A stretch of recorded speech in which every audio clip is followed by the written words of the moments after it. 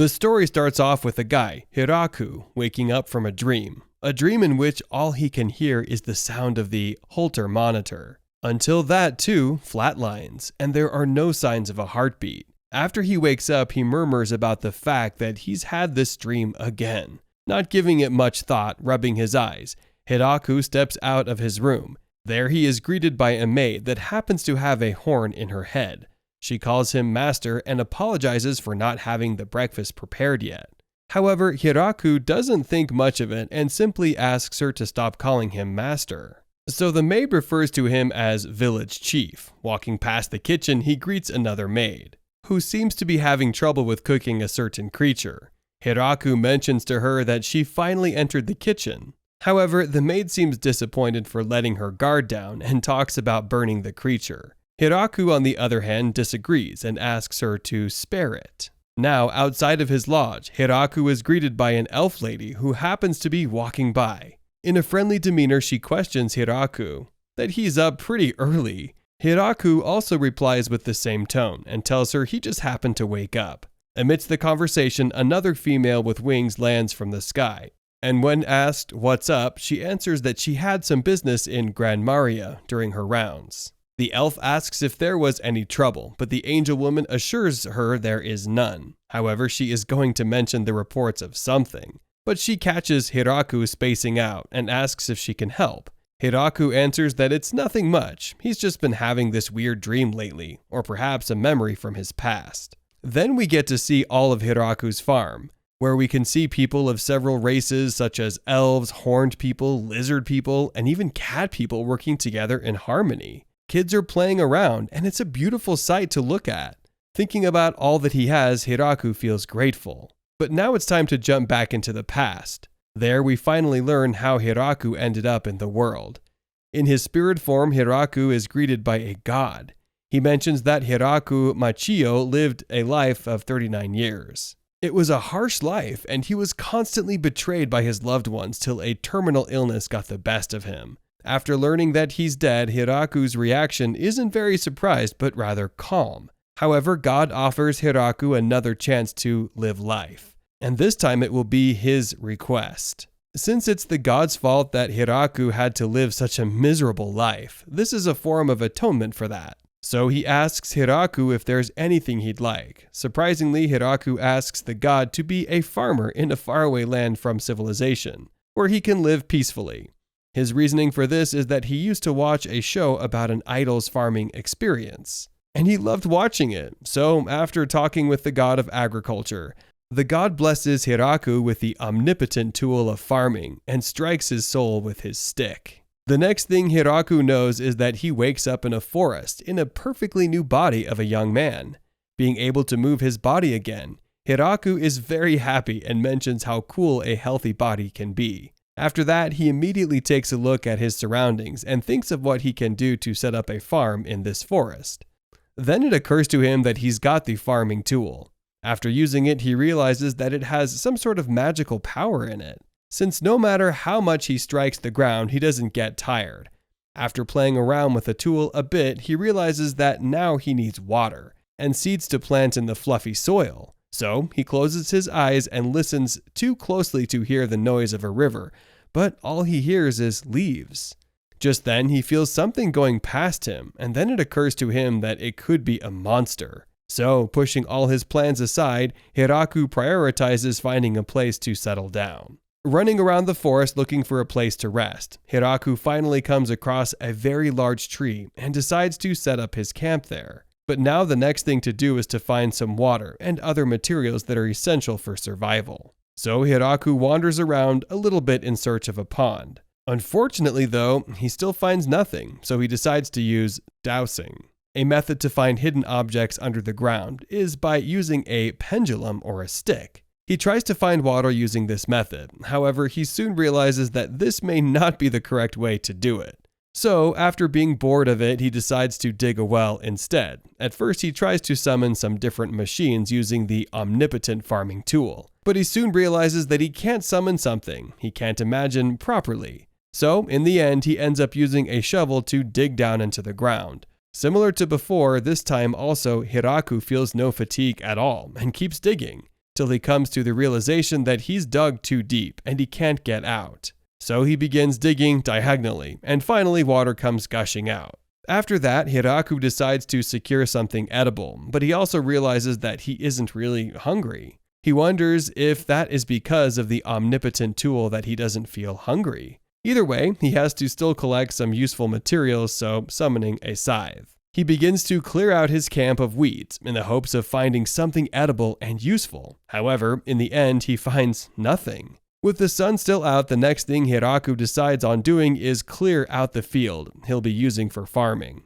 So he summons an axe to cut through the tree. Recalling back on what he had learned in the documentary, Hiraku plans on making a deep cut through one side of the tree, and then cutting the rest of it from the opposite side, so that it doesn't fall on him. However, when he strikes the axe onto the tree, because of the farming tool's magical powers, the axe cuts through the tree like butter, and the tree comes falling onto Hiraku, so he has to put in the work to get away from it, otherwise he'd be crushed. After cutting the trees down using a knife, Hiraku then cuts through the tree, forming it into logs, and skinning its barks. And then using a hook-like tool, he drags and assembles the log, even though he can't remember the name of the instrument. As long as he can imagine it, the farming tool will take its shape.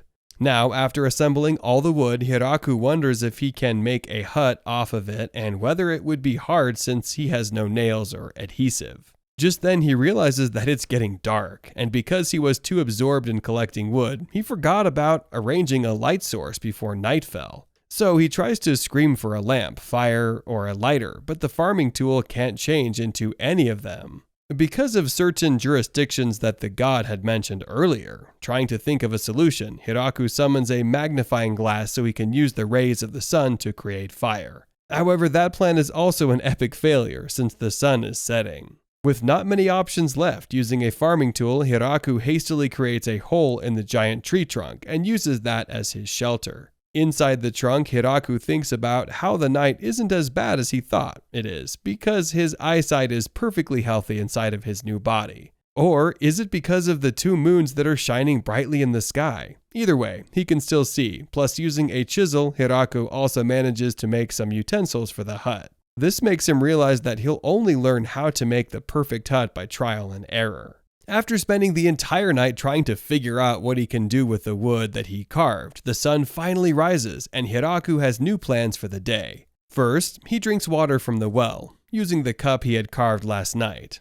And this time, without wasting a moment, he summons the magnifying glass, and using the bark skin, he finally lights up some fire. After fulfilling the 2 of these necessities, he spends the rest of this time clearing out the field. While doing this, he realizes that even though the farming tool doesn't tire him out, he still gets tired nonetheless when he's not using the tool. So, in short, he's starting to get hungry. For a moment, Hiraku thinks of changing his strategy and looking for some food, but just as he's thinking that the food comes running at him in the form of a monster rabbit with canines that is trying to eat Hiraku. Not giving it a second thought, Hiraku strikes down his sickle-like tool and ends up killing the rabbit. While Hiraku does think of it as an unfortunate incident, he also knows that a blessing from the gods shouldn't be wasted, so he buries the rabbit's head in a fluffy soil.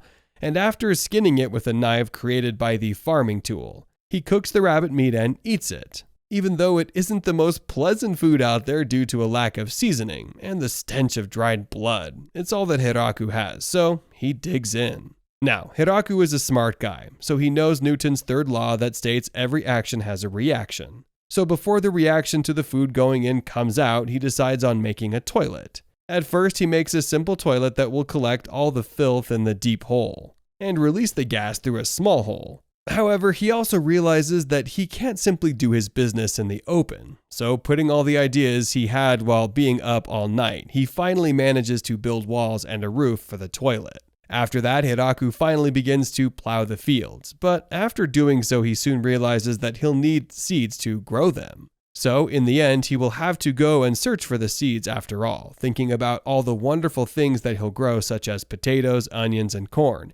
Hiraku falls asleep. But when he wakes up the next day, to his surprise, he finds many saplings in the field, and that too of various kinds. Enthralled by this, Hiraku is extremely happy and wonders if plants grow in this world without seeds, or if it was the power of the farming tool. Now ever so motivated, Hiraku decides to protect his fields by putting a wooden fence around it, and then creating a trench outside of the fence, so that no monsters such as the rabbits can attack his crops.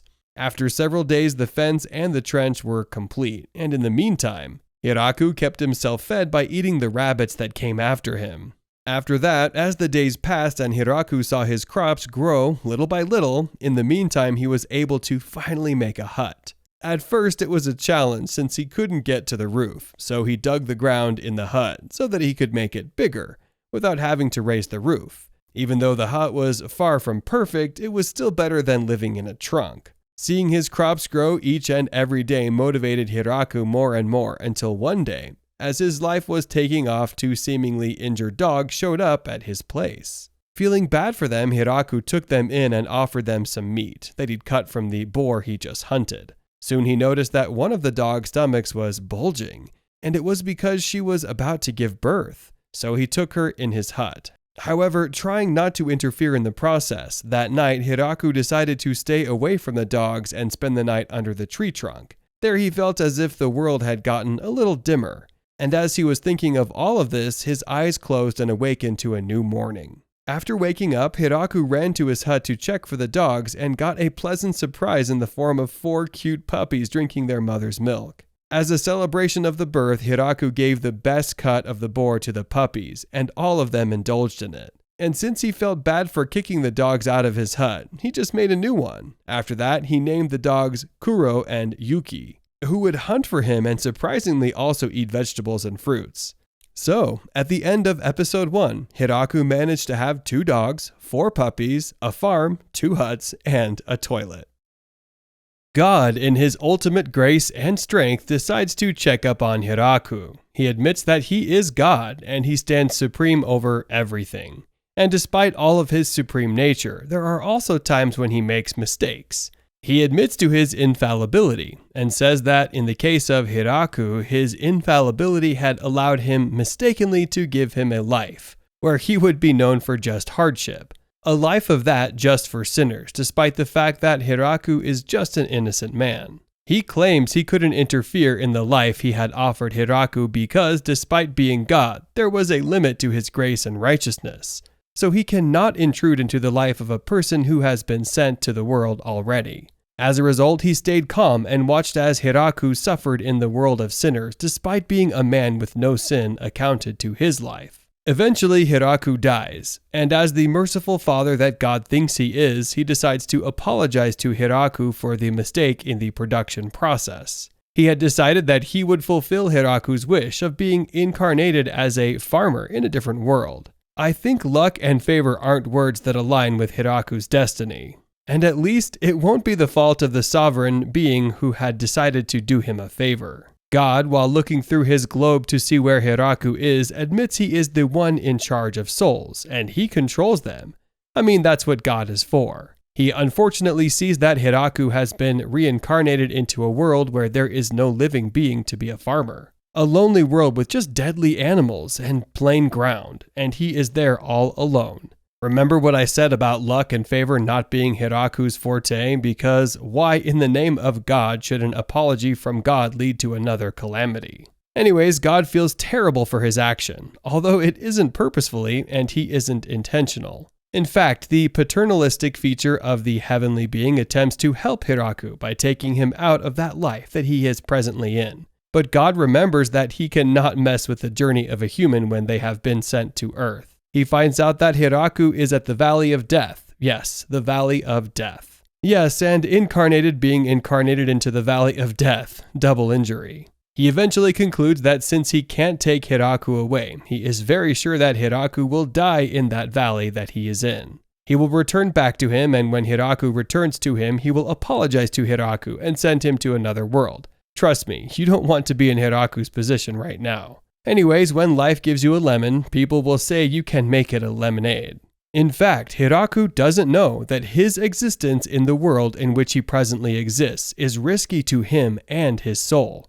He decides to make lemonade from the world of lemon, and since he is a farmer who has been granted divine strength and grace by God, he uses his powers to farm. He realizes that after sprouting a part of the land, the plant he thinks about coming out, he is trying to juxtapose what power it is. Especially since he doesn't know the crops as a baby, so he thinks of soybeans, which will be quite easy to recognize as a little seed. He finds out he gets everything he desires, at least one advantage of being in a world that nobody wants.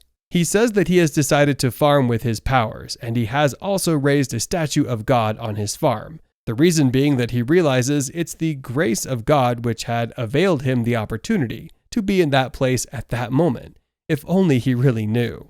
Hiraku makes his dinner from drained dead animals, and he serves the gods which he had saved earlier. He realizes the food he is eating is without taste, considering that the meal was made without any seasoning. But he had also realized that the absence of seasoning doesn't really affect the meat, because he had drained it immediately after they were killed. He still wishes for seasoning, so the following day, he decides to farm for fruit. He thinks of the different fruits he wants and then makes a bed for them, with the hopes of when the fruits enter his food, it will be more pleasing and palatable to the soul. He does this because he doesn't find salt. He misses the usage of salt, and that's the only regret he has of the entire area he is in at the moment. He thinks of what to do. After he has finished planting several fruits to ensure his taste buds increase a little, he plays with one of the puppies and throws a bowl into the sky for the puppy to catch. The atmosphere there is eventually becoming calm and livable for a human, and he loves his new life. He sees that some weird horns are growing on the puppies, and he assumes that that is how puppies are in that world. He sees other puppies are longing for his touch, and they also want to play with him. One advantage of living with puppies is that you can't get misplaced. Their fast-smelling scent will always keep a tail of their hut and take them back home. With the help of the puppies, he walks around the forest, trying to explore the forest more and see what could be more beneficial to him. He eventually finds a stream of water in the woods. He's glad because he really could use a water stream at that moment. The place where he has seen the water is about 30 kilometers from where his hut is, and he had decided that he would dig a path to get the water to his hut, and the work may take him a long period of time. As a result, he built a toilet by the river since he may be staying there for the next few days. He has fun by turning one of his powerful instruments into a wheel, which he uses to ride one of his puppies to the river. He does that happily one day until he enters a porthole that falls both himself and the puppy. He decides that if he wants to do something like that, he will have to repair the road first. Hiraku is tired. He thinks of how long he has spent in that forest and how he has no human friends. Gradually, the snow sets in, he feels very cold, and his clothes are not helping matters. He decides to make fur from dead rabbits, but that attempt is futile because the rabbits are decaying and they stink, and he couldn't find himself in the clothes. He resigns to fate, and he sets a fire in his hut to keep him warm while he thinks of what to do. He meets a spider who uses his strength to make a handkerchief for him. He is amazed to see someone who can make him clothes, and he asks the spider to make him a cardigan. He also makes several covers for his bed and the windows, and he is ready for the snow. He decides to name the spider Zabaton, and he becomes closer to Zabaton. Eventually, the winter sets in completely. The winter sends cold into the hut, and he is concerned that it may break his hut. His puppies stay in the hut to stay warm while Zabaton remains on her tree without interfering. He's still concerned about the absence of salt, as it doesn't give him the opportunity to make the type of food he wants to make. And he's also getting lonely. He comments that he hasn't spoken with a person in months, and he fears that as time goes on, he won't be able to speak again. Eventually, the winder crawls away, and thankfully it doesn't destroy his hut or harm his puppies. Growing up, he realizes the puppies are completely different. They will suddenly run into the forest, and he doesn't know what they're doing there. Seeing them grow is something that has made him feel great joy, as well as sadness. After several days, the puppies return back. I don't know why and how he still refers to them as puppies despite their fearful look, but he calls them his puppies. He finds out that they had all gone into the forest to find a partner for themselves, and he sees that one of his puppies is returning home tired and angry. He assumes that he had fought for his partner. Also, he sees another surprise that he isn't prepared for. It's Zaboton. He sees Zaboton with several baby spiders and realizes that she is female. Although he's happy for all of his animals, he's also jealous that at least they have partners to talk with. But here he is with no one, and that also means one thing, which is more mouths to feed, and more work to do. He gets to action immediately, and he starts cultivating. He suddenly heard Zabuton ringing the warning bell. He assumes that something is wrong, and one of his puppies also comes to call his attention. He leaves what he's doing and attends to whatever emergency it may be. He sees a young girl beside the tree. She's scared, and she calls for his help. So he goes to meet her. She suddenly jumps at him and sucks his blood. Suddenly she becomes an adult and gets very big. He's amazed at this sight, and he tries to talk to her, but she insults the dog and they bounce on her the second time. They all hit her around, and she gets small again. Hiraku stops the dogs. He asks her if she is his enemy or his friend, so he will know what to do with her. She tells him she isn't his enemy. He asks why she sucked his blood, and she tells him it's because she is weak and the animals have taken all her strength, which is why she is small. He offers her his blood again, so that she can get bigger. She starts sucking his blood, but he notices that he isn't feeling anything or feeling numb. He assumes it's because he eats good. After she is done sucking, she tells him she hasn't taken much healthy blood in a while, and he takes her into his home. She sees all his plants, and she is shocked that a plantation that is as good as that can be in the forest. She sees the tomato, and she doesn't recognize it. He realizes she doesn't know what a tomato is, so he brings out his scissors and cuts one for her to eat. As she takes a bite out of it, she says that the texture of it is nice and it tastes very good. Hiraku is glad to see someone commend him since he has started living in that world. He takes her around his entire plantation, and he shows her several other plants like the cassava, which they eat together, and many more. After a long day of exploring the farm, the girl is so glad she has visited. She tells him she is Lulu Lucy, and she's a vampire. She tells him she is a researcher who researches about plants, and she has never seen plants like ones at his place. She tells him that she is being chased by a noble who wants to take her research. She tries to run away, and they send a person to her, so she enters the forest. She asks him how he can tame the animals, but he doesn't even know they are wild. She asks if he could permit her to visit again, but he begs her to stay with him there.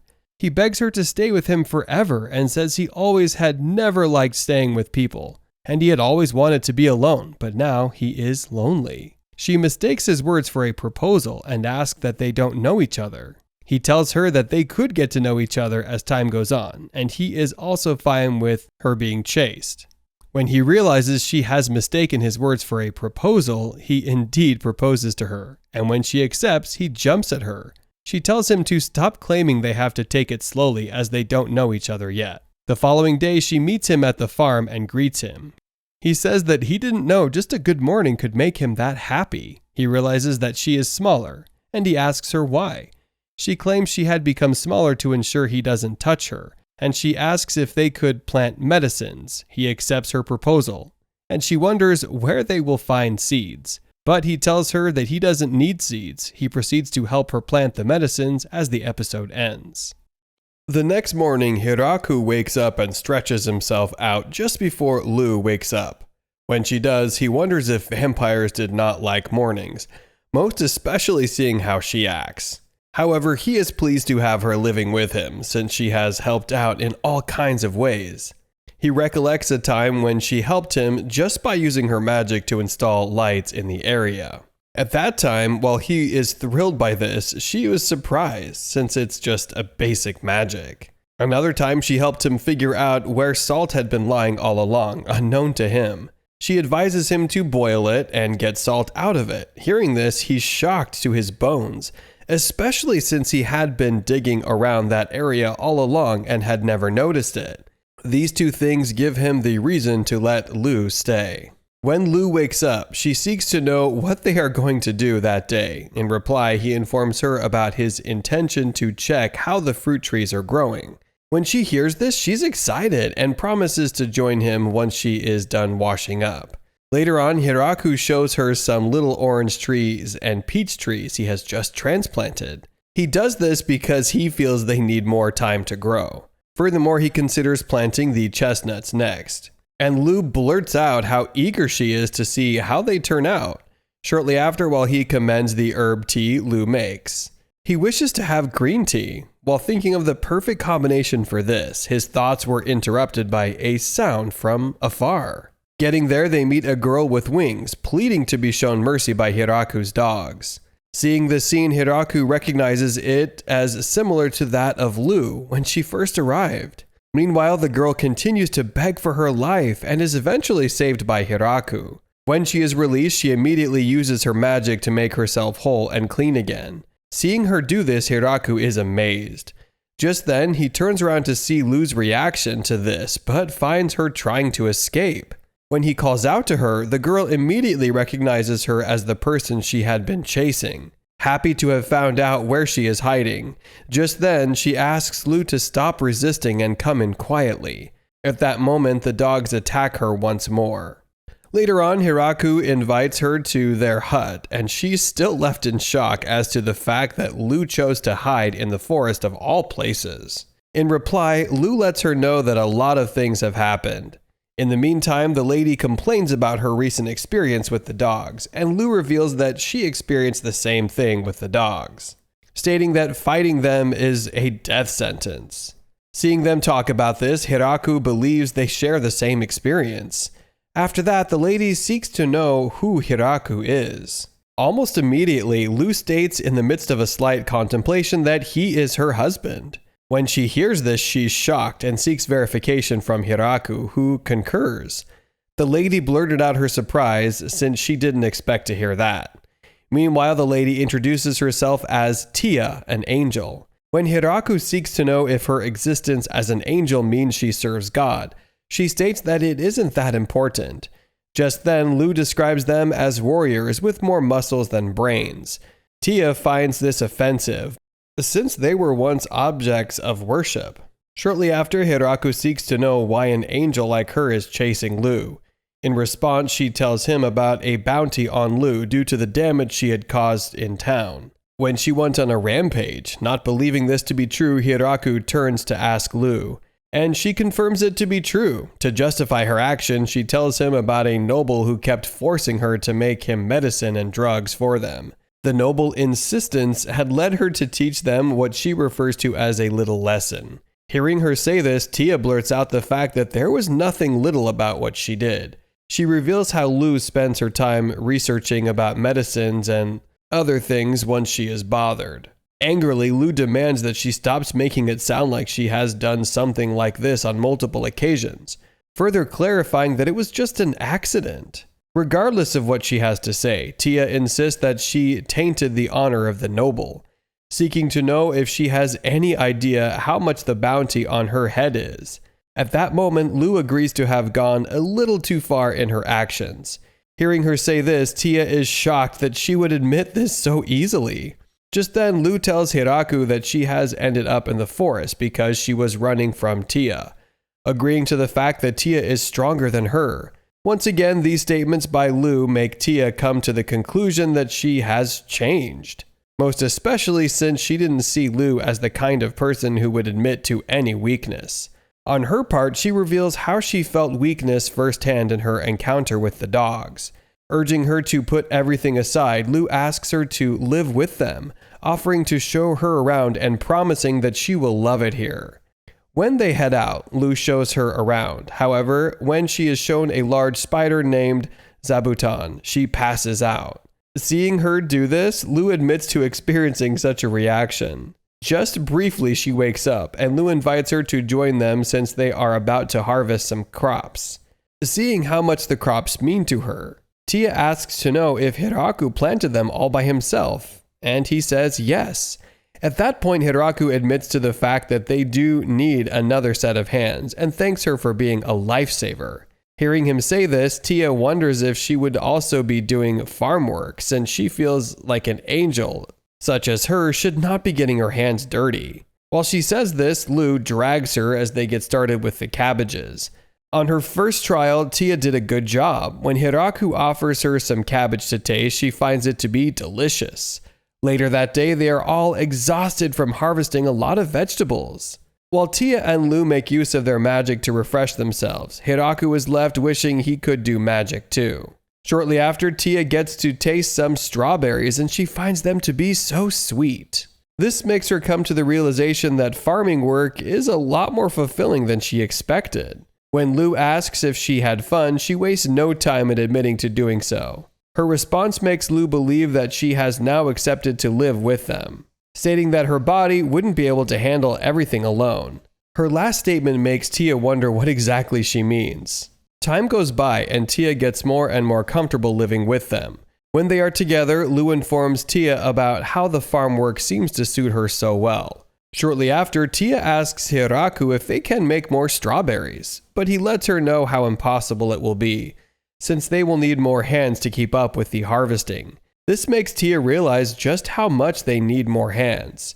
Hearing her say this, Lu tells her to work hard enough to make up the difference, but she feels Lu is slacking. On their way back to the farm, Hiraku is met by the puppies.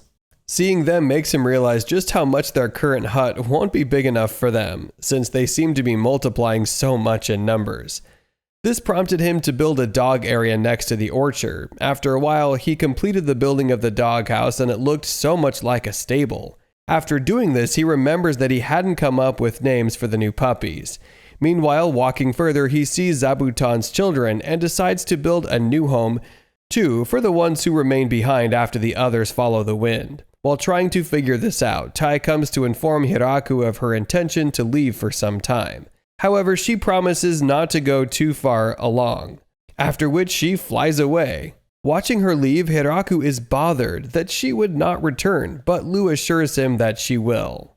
Days later, Tia returns with a group of female elves. When they introduce themselves, it's clear that they are related. Looking at the similarity in their names, after introducing themselves, the eldest among them, Leah, pleads that they are allowed to live there. While Hiraku tries to make a decision, Tia informs him about the sad story of the elves. Apparently, they all used to live in a distant village and had most of their people wiped out in the war with humans.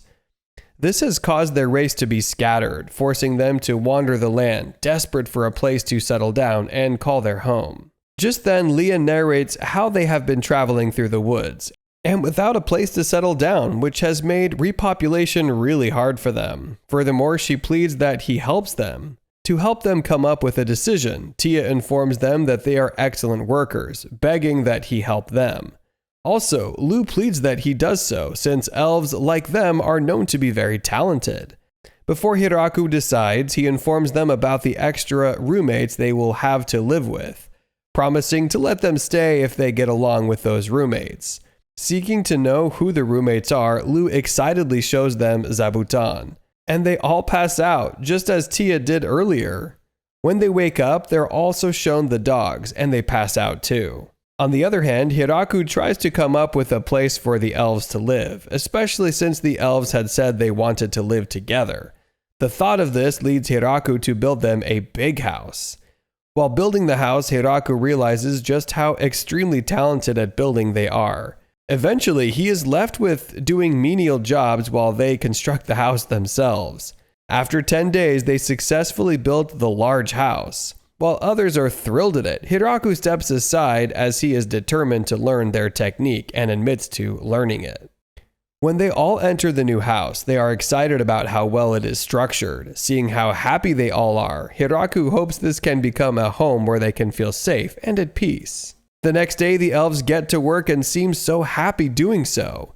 However, watching them eat raw garlic, Hiraku thinks they are wild. While sorting out the garlic with Leah, Hiraku is shocked to find out that they use fire and eat meat, as opposed to his notions of elves. While Leah finds his thoughts to be funny, she wonders how one is supposed to live without fire. When he breaks down his thoughts on how they live, she angrily cautions him to stop underestimating them, assuring him that they die right away if he tries to live that way in the forest.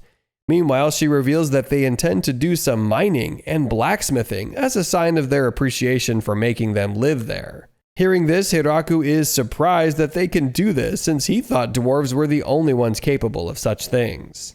As Leah had said, the elves went ahead with the construction of a pot. Seeing this, Hiraku is thrilled. When he wonders how they are able to do this, he is reminded of how long they have spent wandering without a home. Once again, they remind him that the only thing they can't do is settle down and reproduce. Intentionally, Hiraku rises to avoid the second thing as much as they bring it up. Later that day, while they are done with the farm work, Hiraku states how happy he is that they have come to live with them. Just then, he urges them to stop there for the day. Shortly after, the elves demand some wheat flour, which they use to bake some bread. The taste of the bread leaves Hiraku, Tia, and Lu amazed. On the one hand, Hiraku contemplates expanding the wheat field since they can make bread. Later in the night, Tia, Lu, and Leah sit at the dining table, eating and talking about how intriguing and lacking in knowledge he is about things around him. At this moment, Leah talks about how he perceived elves to be, while Tia talks about how he didn't seem to know what angels are. Meanwhile, Hiraku remembers how he hadn't made progress in his building of the waterways. Just then, he decides he will ask the elves for help, concluding that there will be lots of work to do the next day. Did you enjoy this recap? If you did, kindly like this video and subscribe to our channel so we can bring you the recap of the next episode. Until next time, do take care and stay safe.